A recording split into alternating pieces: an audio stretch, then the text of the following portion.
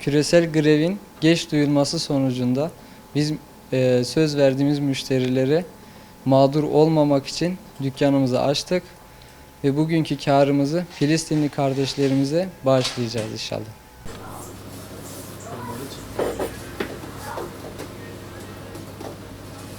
Hoş geldin. Getir aşklarımı sana. Yok. Başka bir şey var mı?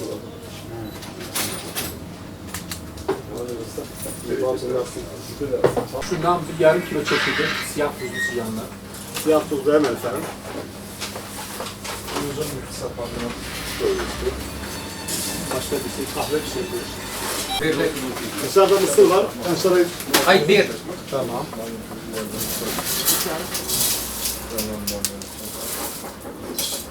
Bismillahirrahmanirrahim.